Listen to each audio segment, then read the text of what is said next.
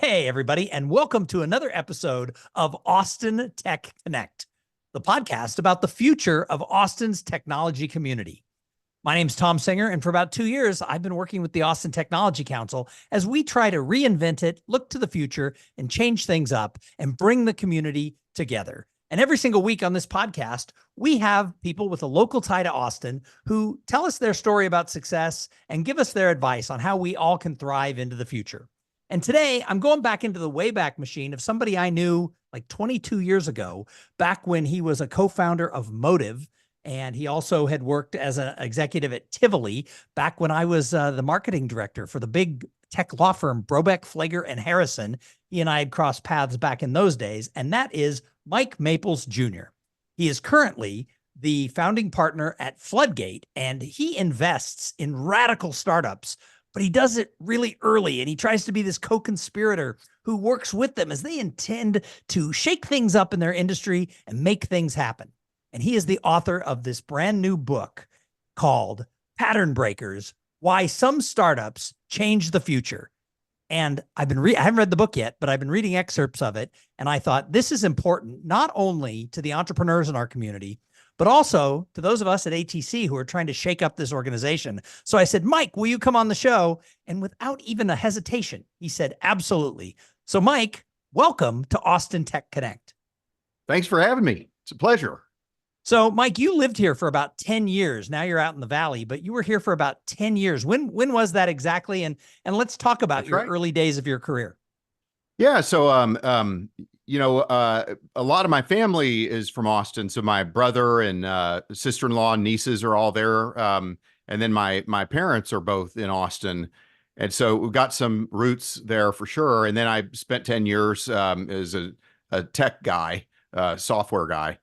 And so, we still stay really in touch with Austin. And so, I'm an investor in Data.World. I was an investor in Spiceworks, Bizarre Voice, worked with the SolarWinds guys for a time. And so, I try to keep up with people. So it's sort of like I don't live there anymore, but there's a part of me that sort of never left. You kind of never truly leave Austin. No, Austin's a special place. Don't you agree? 100%. Yeah. And so it's been fun to keep doing business with Austin companies and startups. And, there's some things exciting happening out here in California, but I'm not all that religious about which place is better or, any of that kind of stuff. We're not going to have to go to fists over this thing here. Nah, we're good. Nice. So let's talk a little bit about your dad, right? Your dad was with IBM here in Austin, I think when you were younger, and then he went on and had a major role at Microsoft during the days that Microsoft was growing, and then he became one of the most prolific investors in town. So tell us a little bit about Mike Maples Sr. Oh man, how long's your show, right? But I'd say that I learned so much from him, but there's a couple things that really stand out. One is this level of quiet but over the top ambition. It's so like when I was in high school, I was starting to write video games on the PC, and I was selling them. And I said, if I play my cards right, I might get acquired by Disney. And he kind of looks at me and says, "Nah, that's the wrong attitude. You should buy Disney someday. That's the way you ought to think about it." And so, the thing I internalized from him was that if you're going to have a strategy, you should always have a strategy to lead, and that you shouldn't have a strategy just to be sort of in the game and do okay. And which kind of relates to another thing that he taught me, which was to try to always do your best. And people tend to think of that as an aphorism, but like when I was in high school, I remember I'd just gotten into Stanford. It's the last week of the year. I can drop a test, and so I'm going to get an A in this class no matter what. And he's saying, we're just talking before the day, and he's like, "So how are you doing? How are you feeling about stuff?" I was like, "Fine, got a test today, but it doesn't really matter because I can drop it." And he kind of looks at me disappointed. And, he said, the thing about life, and you look at people who did great things, Ben Franklin, they kind of thought everything counts. And so, it was an example of me not doing my best. But conversely, once I was at Stanford, I remember one time something didn't go my way on some test. I made a careless mistake, but he's like, He's like, that's okay. You did your best. You just made a careless error, but you'll get it next time. And so like what I took away from it was a lot of people say you should be the best. But when you think about it, there's only one you. And the best thing that you can ever do is be the best version of yourself. That's all you can give. And so, like, and by the way, if you show up in the world in such a way that you are your absolute best self always, you're going to be really hard to compete with because your sequence of DNA has never been duplicated in human history. And so if you're the best version of yourself, you can't lose. And so, like, ironically, the best way to compete with folks is to not get fixated on beating them according to their rules. It's to look inward and to have a sense of self-awareness and to understand that your time in this world is limited, and that the best way that you can do your best is to honor the gift of your time by doing your best. So, Because once today's gone, you won't get it back. so I love that. And I love the fact that you had such a great role model. You know, so many Yeah. people don't take advantage of that. So many people have these parents who are leaders like your father was in an industry, and they kind of run the other way. Or Yeah. so many people grow up without that type of a role model. You know, what caused you to listen to advice like, you know, hey, if you're going to have a strategy, have that Well, strategy to lead? What? because he was smart. It's like, and you know, it's funny. I remember one time, I met Doug Leone at Sequoia, who ended up running Sequoia Capital. And when I first met him, he saw that he goes, "Oh, Mike Maples Jr., that must be hard, you know, to have a famous dad, you know, at Microsoft like that." And I kind of looked at him confused. And I said, "I don't know what you mean, right?" He goes, "Well, you got the same name. You're be compared to him." I said, "Well, if you're a wuss, it would be hard." But like I always looked at it like I had one of the most unfair advantages in the world. Nice. And I never felt any sense of jealousy about it. I never, and you know, when I had some things go my way, we never had any sense of competition at all. It was always, how can we help each other out and learn from each other? And, you know, as I got older, I started to understand startups better than he did. And so, you know, we were always able to sort of go back and forth on different things. Nice. Well, before we jump in and talk about the book, I do want to talk about your entrepreneurial days here in Austin with both Motive and Tivoli. What do you remember about Austin in those days, being sort of a young buck entrepreneur making things happen? What are your memories of our town? You know, I remember it as just a very friendly, open, collegial place. You know, it's funny. I didn't really when I worked at Tivoli and Motive, I didn't really think that much of Austin as a tech community. And what's interesting is I don't that much of Silicon Valley either. Like when your head's down in a company, you're just doing company stuff, right? You got to make the quarter, you got to recruit this person, you got to, you know, you end up way focused on the urgent things in the here and now at the company. And so you always kind of knew in the background that Austin was a special place and had some gratitude for that. But I didn't think of it that much from the ecosystem's lens. It was just like, boy, this is a nice place to live. And oh man, better get back to work. We got to make the quarter. So let's talk a little bit about Floodgate and your experience there, right? A lot of people who have their time as entrepreneurs go off and become investors. What led you to doing that, and what's been sort of the most interesting part of that? Yeah, I thought that there was some interesting things happening at the time in what was called Web 2.0. So this is, you put yourself in the year 2005. It was kind of time to get the party started again with the internet. And so I was just meeting founders, and what I saw happen time and again was they were only wanting to raise $1 million. And at the time, this may sound hard to believe, but at the time you couldn't raise $1 million in Silicon Valley. You had to either scare up a tiny amount of money from angels and dentists and your friends, or you went straight to a $5 million Series A. And so there were a bunch of things coming together that were causing that to be about to change, you know, the LAMP stack and offshore labor, search engine marketing, broadband penetration, Amazon Web Services.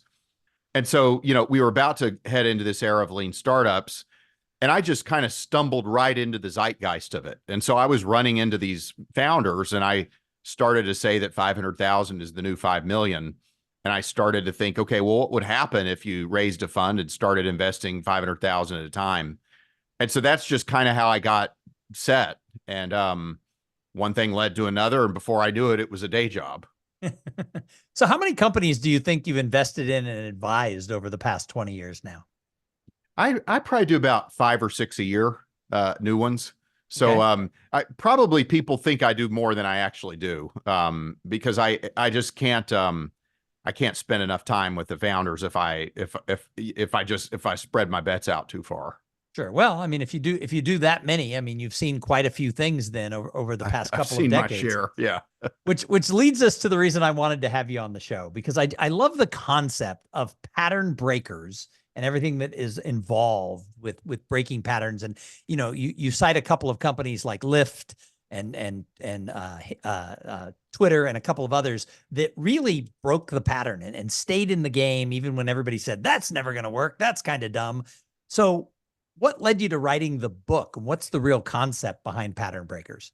Yeah, so I wish I could say that it was because I'm some guru somehow, but I ran into this situation where there was a company I was involved with called Twitch, and they were acquired by Amazon for $970 million, and I made 84 times our investment. That's And you'd that's think not that's not actually a bad number, right? I'm that's not not an investor, but that sounds pretty good. it's it's not terrible, right? Now, but here's the part that was unsettling. I had forgotten I was a shareholder in Twitch. And so, I had invested just in TV, which had morphed into two companies, Social Cam and Twitch. I didn't understand what Twitch did. Social Cam gets bought by Autodesk for 60 million, and I thought that was the company. And so, so now Amazon buys this company, and we make all this money, and I have to go to my investors and say, "Hey, look, I'm really sorry. I don't have this company in my financials, but we have this windfall. Should I restate my financials?"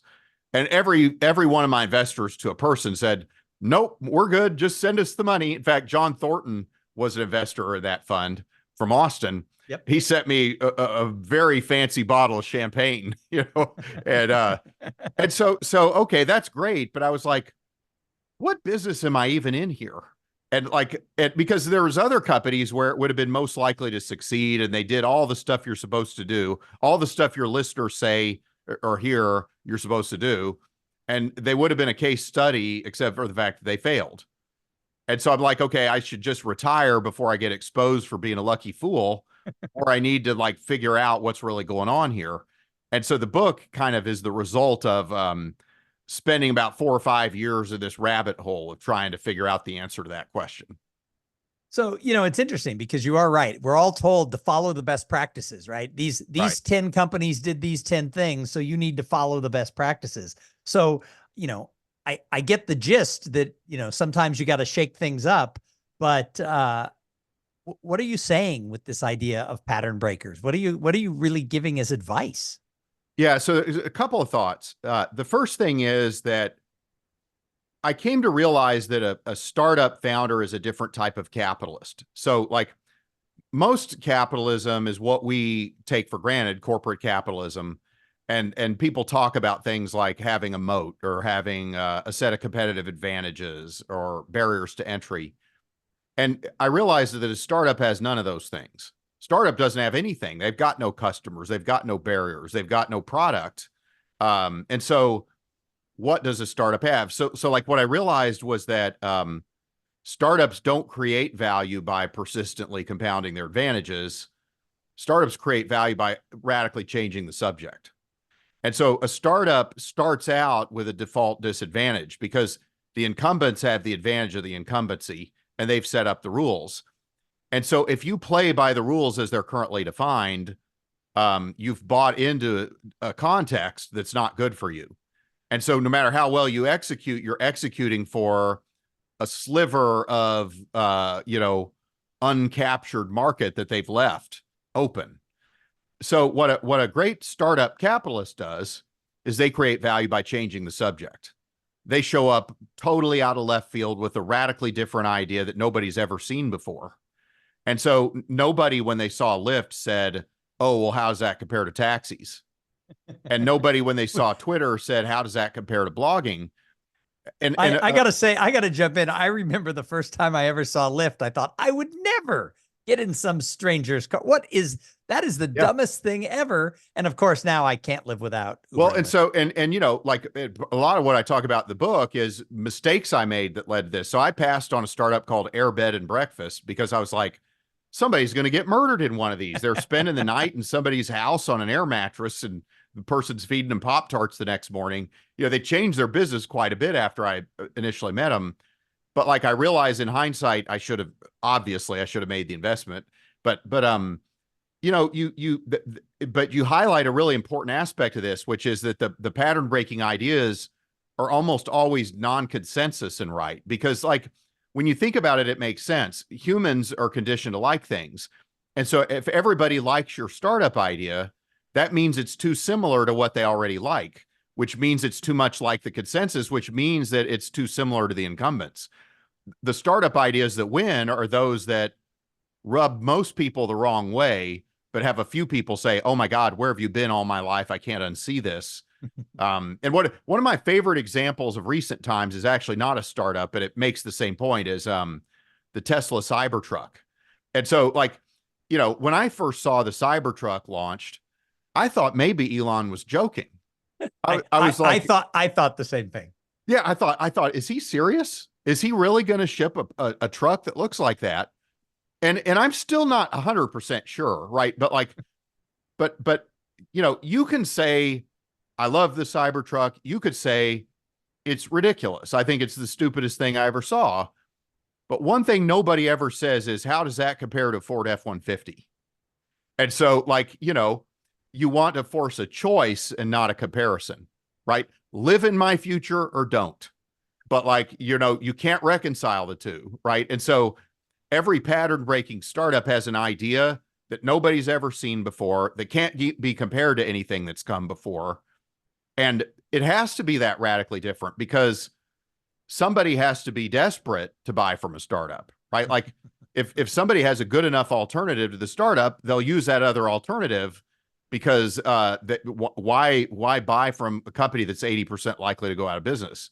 And so what we have to do is we have to provide some level of empowerment that is so profound that even though we're probably likely to go out of business, the customer is desperate enough to want our form of empowerment and that they'll co-create the future with us. So, Mike, is there a difference between a pattern breaker and a risky, dumb idea? Oh yeah. Yeah. Well, not always. So like, that's the hard part, right? Like in order to, How do you tell? well, so I like to say only by being radically different can you make a radical difference. But the challenge is that at first you don't know for a fact that you're right. You only know that you're non-consensus. But it's your willingness to risk being wrong that lets you be spectacularly right. So like part of what I was trying to say in the book was there are things that you can harness where even if there's an uncertain future, that uncertain future plays to your advantages and lets you play offense and now lets you fight unfair, right? So you want to harness inflections because you want to take advantage of a new change to wage asymmetric warfare on the present. Lyft, as we talked about a minute ago, the iPhone 4S had a GPS locator chip. So now all of a sudden, for the first time, you could locate riders and drivers in the same way that you could locate hosts and guests with Airbnb. You could do Airbnb for cars.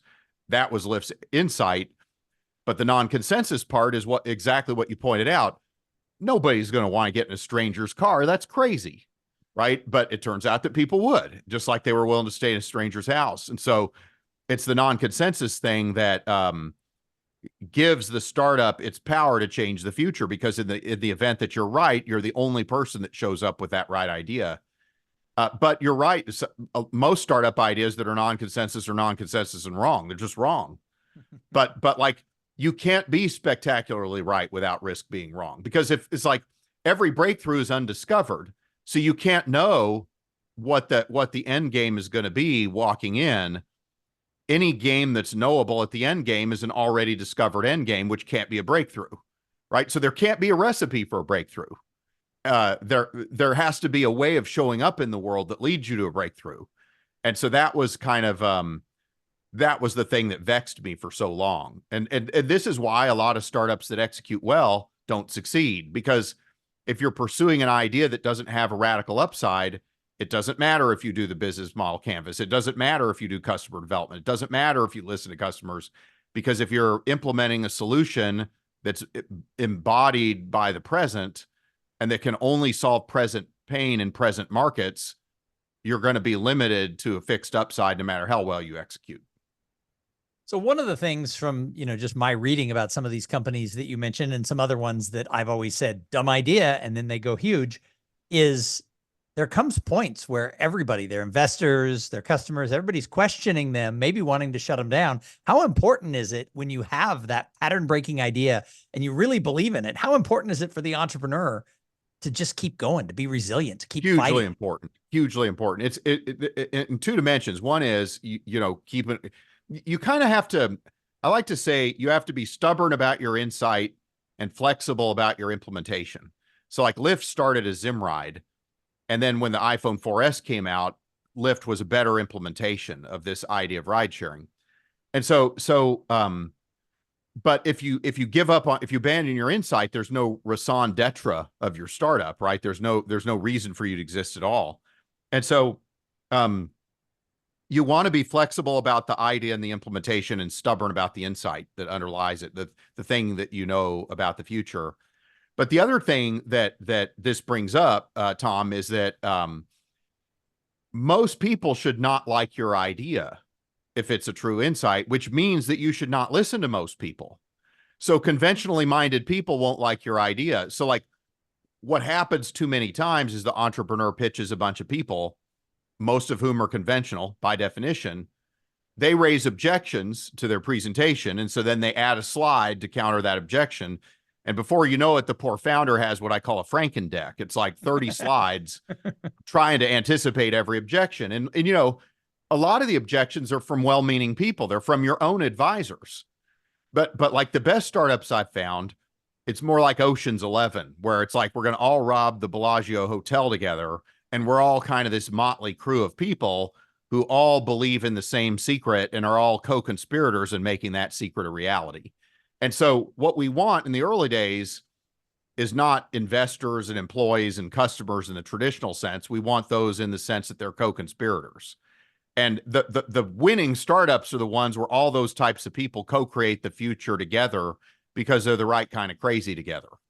And they believe in this same hidden truth that the rest of the world hasn't figured out yet. So how important is timing and location, right? We hear a lot about tech hubs. And of course, for 30 years, Austin was kind of that alternative to the Valley and to New York and to a couple of other places.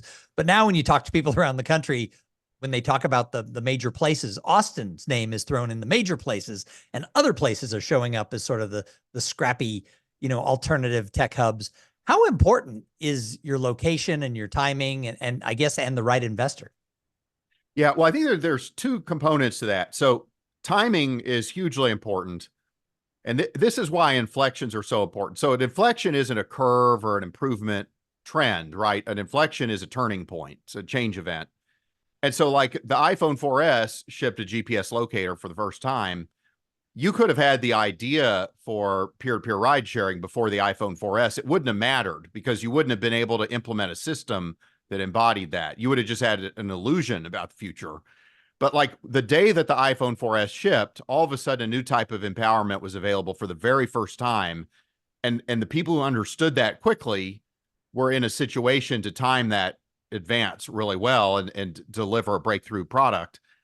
So that's kind of one thing. In terms of location, though, what I like to say is I look for what I call founder future fit. And so I believe that that the right founding setup has a lot to do with authenticity. So, I invested in Twitch when it was Justin TV, and it was a terrible idea, but Justin Kahn wanted to be internet famous even when he was 23 years old. Even before we had a term to describe influencers, he wanted to be an influencer.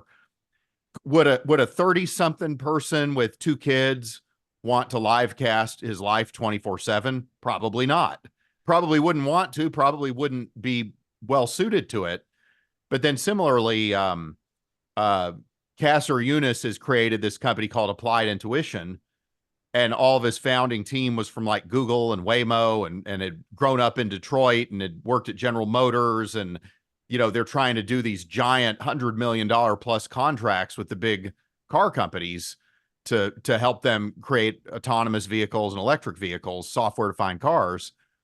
Well, you need to look across the table from the CEO of a major car company, and that guy needs to look at you and say, this team can do the job. Justin Kahn could have never started Applied Intuition, and Kasser Yunus could have never done Twitch or Justin TV. And so I think location matters, but it's more like you ask yourself, what is their intrinsic motivation for this, to pursue this future? What is their, like, how are they showing up in the world in a way that they're authentic to pursue that future? And what is it they know about the future that not the rest of the world knows yet? And what is it about them that's going to cause them to attract early believers? Sometimes that person comes from Austin, Texas, sometimes Silicon Valley, sometimes LA. If it was a fashion startup, I'd say it'd be a negative if it's from Silicon Valley. It'd probably be better if it was from LA. If it was a real estate startup, maybe New York. If it was distributed systems management or identity management, maybe Austin has the upper hand. So I do think that pockets of expertise matter, but I think it's more about just the portfolio of attributes of the founders. Nice. And do I say to myself, if anybody can do it, they can. That's what I'm really looking for. Nice. Well, when you talk about these inflection points, and this kind of excites me for a lot of reasons, what advice do you have for entrepreneurs to be able to recognize them? Yeah, so I like to suggest to people that they stress test their idea for inflections. And so when I see a startup idea, a lot of people want my feedback on it. Hey, do you think this is a good idea? And first of all, usually I'm like, how should I know? I'm not a customer. And so if I'm not a customer, my opinion's interesting but irrelevant. But I do have some questions that I can ask to tease out whether it has breakthrough potential. And the first thing I look for is inflections. And so I'll say, okay, can you name a specific new thing that was introduced into the world that your idea harnesses? Like Lyft, the GPS chip in the iPhone 4S. Do you have one of those? And if they say, well, digital cameras are getting better, I'm like, that's not what I said. I'm not interested in whether something's getting better. I want to know if there was a turning point, a window of time where for the first time a new type of power was available that had never been available before, never existed before. And then if that's true, then what type of empowerment does it provide and who does it empower? And under what conditions will that be met? Like nuclear powers existed for 80 years. But, we haven't built a new nuclear power plant since 1970 in the United States. And so just because you have a power doesn't mean that it'll be used, that it'll be unlocked. It might get blocked somehow. If drivers and riders won't share their GPS info, Lyft and Uber aren't going to happen. And so that's what I do is I just say, look, I'm not in a position to judge your idea, but I can ask you a set of penetrating questions to stress test whether it has pattern breaking elements to it or not. So I'm having this feeling that I could talk to you for 2 hours about this, and you don't have the time, and I don't have the time to do that. So I want to shift gears as we wrap this up here and just ask you a couple more quick questions. So I was hired 2 years ago to sort of reinvent the Austin Technology Council. It's a 32-year-old legacy organization. Is it possible for some organization that's been around a long time to have a pattern break and shake it up? Is it possible what I'm trying to do? Can there be inflection points for an organization like ATC to shake things up and reinvent how we serve the community? Oh yeah, absolutely. So Amazon did it with AWS. Apple did it with the iPhone. There's three ways that an existing organization can have a pattern breaking initiative. One is organic, the iPhone one, the AWS. The other would be M&A, like when Facebook bought Oculus, or another would be partnering, like when IBM partnered with Microsoft and Intel for the original IBM PC. And one thing that I've noticed, so the IBM PC in many ways is a good example, because the mistake that I find a lot of big organizations make is they make the pattern breaking new projects too visible. And the problem with pattern breaking ideas compared to normal ideas is they have a radically different risk profile. It's low probability of high upside.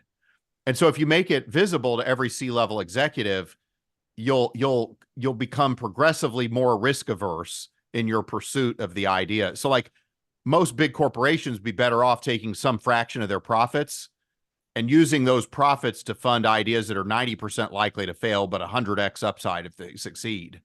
And it's the very act of doing that that creates a culture where it can happen. And then you want to staff those projects with different types of people. You don't want them to be as visible. One of my favorite examples, actually, Lockheed, when they did Skunk Works at World War II, right? They had it in a separate hangar, a separate team, and, they fully autonomous, and, they got this plane out in 90 days. And that's kind of that's the energy you want. Whereas like the temptation is to say, we need to embrace pattern breaking from the CEO down. I'm mandating that we break patterns here around these parts. And that usually doesn't work so well. So how important is it when you're either inventing something and growing something around one of these, turning points, these inflections, or when you're trying to recreate something like I'm doing? How important is storytelling when it comes to enormously important. Enormously important, because in order for a pattern breaking idea to succeed, you have to get someone to move from where they are to a different future. And so, people have to decide that they are drawn to the change that you want to bring to the world. And so, startup companies market differently. Like most companies, the way they market is they have marketing programs and a funnel and customers, and they progress them through the funnel. They have leads. But what startups do is they create movements, and they move early believers to a different future. And the way they move those early believers is by telling them an irresistible story. And so they make early believers into the heroes of their own hero's journey. So it's like you as the founder are like Obi-Wan, and your early employees and customers and investors are like Luke. And you're saying, I've got this new insight. It's called the Force. And I've got this new product. It's called a lightsaber. You've never seen these before. But now that I have these two things, you, Luke Skywalker, have a credible chance of defeating the Empire. So you need to come with me on this adventure, and we're going to go blow up the Death Star, and we're going to emerge transformed, and we're going to create a different future together. And so that's what great founders do, is they make early believers into the heroes of their own hero's journey. The mistake that some founders make is they think that they're the hero. They think they're Luke, but you're not Luke. You're Obi-Wan. Your role is to be the mentor, and your role is to help people understand how they will emerge transformed in their own lives and in their own aspirations to self-actualize if they engage with you on this call to adventure. God, Mike, I could talk to you for a whole hour. Maybe sometime when you're in Austin, we can go have a beer and we can go deeper into this. But do you have any final words for people who are listening about pattern breakers and the ways our companies in Austin can shake things up and grow and win? Well, I mean, just the number one thing I'd like to say is just to thank founders.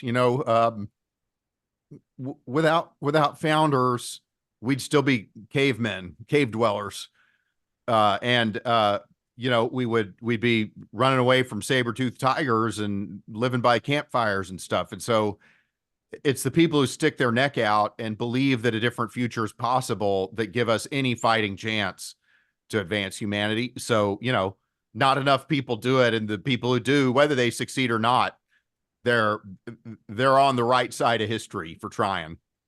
Nice. That fits in well with what we're trying to do at ATC. I got some advice from somebody recently who said, look, if you're not an entrepreneur, a founder, or running a tech company, and you live in a tech hub like Austin, your goal is to support everybody who is an entrepreneur, a founder, and growing a company, because that's what makes a tech hub go forward. If we're not supporting those founders and those entrepreneurs, then you're not a tech hub. And I thought that's ATC's job, is we've just got to support everyone who's trying to grow things. I agree. And we also need to know that like a lot of these pattern breaking founders, that the way they show up in the world can kind of be clumsy sometimes, and can kind of be, they break glass, and they take, you got to crack some eggs to make an omelet. And so I think that even if you yourself don't aspire to be one, it's good to have empathy for people like that, because they're the people who change the future, right? They're the people, it's the people who are, it's like Jobs said, people who are crazy enough to think they can change the future are the ones who do. So, God bless them. Well, Mike Maples Jr., founding partner from Floodgate and author of Pattern Breakers, Why Some Startups Change the Future. Thank you so much for being a guest here on Austin Tech Connect. Thanks, Tom. It was a pleasure.